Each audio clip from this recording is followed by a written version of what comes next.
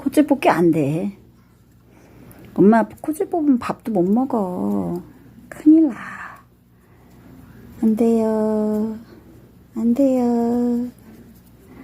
아이고 이쁘다. 아유 착해 우리 엄마. 콧줄 뽑으시면 안 돼요.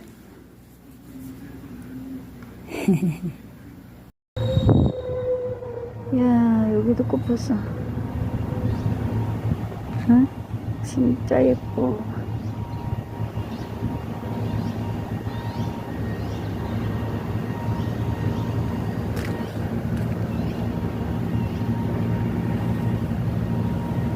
너는 어느 별에서 왔어요?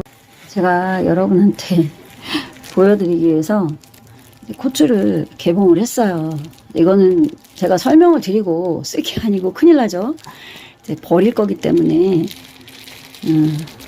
너무 안 하셔도 됩니다. 이건 재사용하거나 이러는 게 아닙니다. 엄마 뭐라고요? 내가 알았어요. 잠깐 이게 비위관, 그러니까 비강을 통해서 들어가서 식도를 거쳐서 위에 고정을 시켜서 이게 줄이 길어요. 콧줄은 줄이 여기 땅에서부터 여기 창문 높이보다 더 높이 올라올 만큼 줄이 굉장히 길어요. 이게 그 뱃줄은 거기다가 풍선이나 이런 거를 고정을 시키거든요. 풍선으로 이렇게 잡아주는 역할을 하는 게 있어요. 위에다가 직접 시술을 하기 때문에 줄이 짧아도 되죠. 위에다 직접 하는 거기 때문에. 근데 이거는 어떻게 들어가는지를 보여드릴게요. 뭐 엄마 코에다가 직접 넣을 수는 없고, 요게 요렇게 통해서 요렇게 해서 요렇게 이렇게 해서 요렇게 해서 거쳐서 요렇게 해서 식도로 통해서 이렇게 위에 이렇게 걸쳐져 있는 거예요. 위에 위치가 이 정도 되거든요. 뭐 사람마다 조금씩은 차이 나더라고요. 근데 여기 정도에 걸쳐져 있는 거예요. 그러면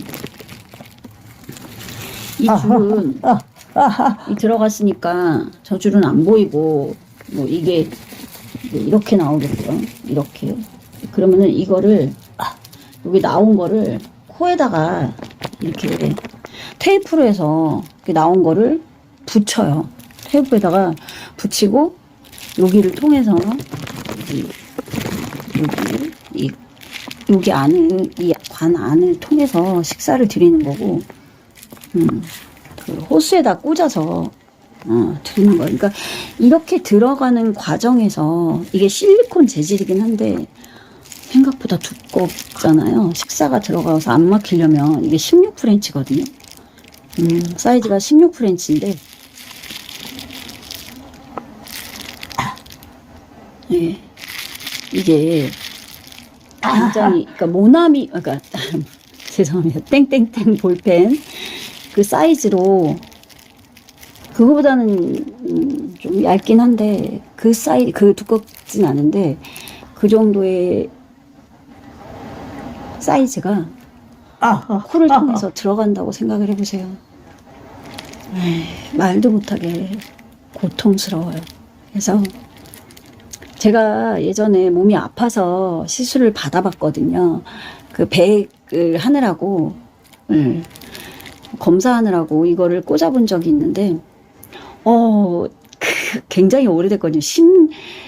한 10년 정도 됐는데 10년인지 더 됐는지 모르겠는데 그 기억이 지금도 생생할 만큼 그 배액을 하고 얼마 안 돼서 또 뺐어요. 근데 그 기억이 정말 아직도 생생해요.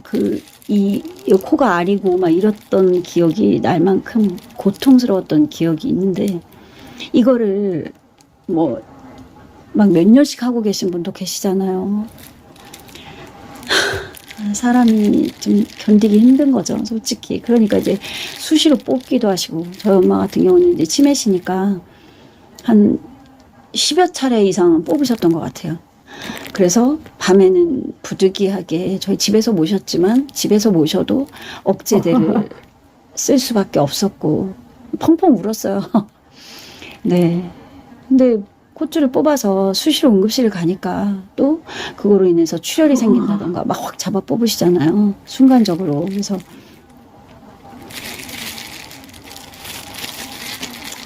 그 생각을 하니까 참 그러네요. 그러고 그런 문제가 생길 수 있어요. 그 다음에 그러니까 출혈 같은 거. 이게 가서 이게 잡아주는 게 없다 보니까 그냥 코에다가 테이프 하나 고정시키는 거다 보니까 이렇게 식사 드리고 하면 뭐 이렇게 흔들리죠. 사람이 움직여야 되니까 뭐 체위 변경을 한다던가 누워 계시는 분 같은 경우에는 어디 앉혀드린다던가 하면 이게 흔들려요. 이렇게. 그러면 이게 자극이 가겠죠. 아무래도. 저희 엄마는 식도 출혈을 달고 사셨어요. 그리고 또 가장 큰 문제가 폐렴이 올 수 있다는 거.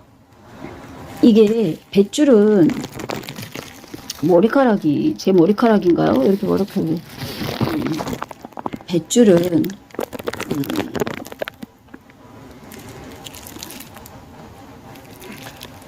출혈이 자주 생길 수 있다는 거.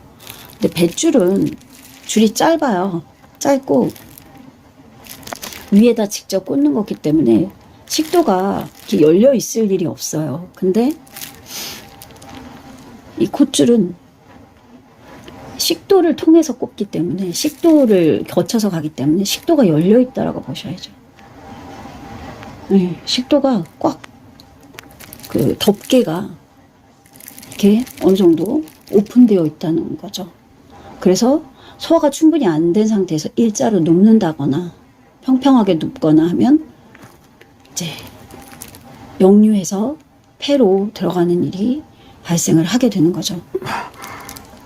그런데 이거를 몇 년째 하고 계시면서 폐렴이 안 오시는 분들이 계세요.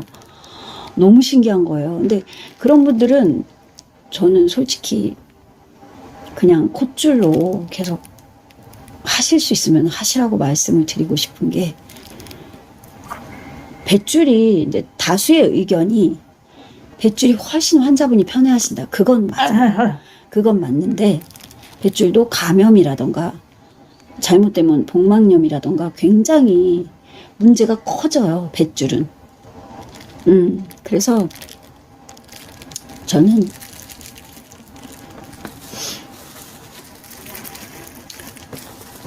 저희 엄마 같은 경우는 폐렴, 출혈, 식도 출혈 계속 반복되셔서 지난 그러니까 3년을 코로나 후유증으로 부득이하게 콧줄을 꽂게 되신 거거든요. 엄마가 그냥 입으로 조금이라도 드실 수 있는 상태셨다면 어떻게 연하 재활을 받아서라도 드시게 했을 거예요. 그런데 이제 코로나로 호흡 자체가 안 되니까 숨을 못 쉬시니까 입을 딱 닫아야 식사를 하시는데 입이 안 닫히는 거예요. 입으로 호흡을 하셔서. 그래서 콧줄을 꽂아야겠다 해서 그 직전에 식사를 한번 드려봤어요. 근데 못 드시더라고요. 그래서 콧줄을 꽂게 된 게 2년을 못 뺀 거예요. 지금 저희 엄마께서 이제 뱃줄로 식사를 하고 계시는 중이세요. 그래서 제가 좀 촬영을 해서 보여드리려고요. 이제 이게 경관 식사인데, 경관 식사는 뭐 종류는 다양하더라고요. 저희 엄마는 그냥 처방받은 게 아니라 그냥 저희가 사비로 사는 걸로 해서 드시고 계세요. 저희 엄마한테 이게 뭐 가장 적절한 것 같아서 식사를 드리고 있거든요.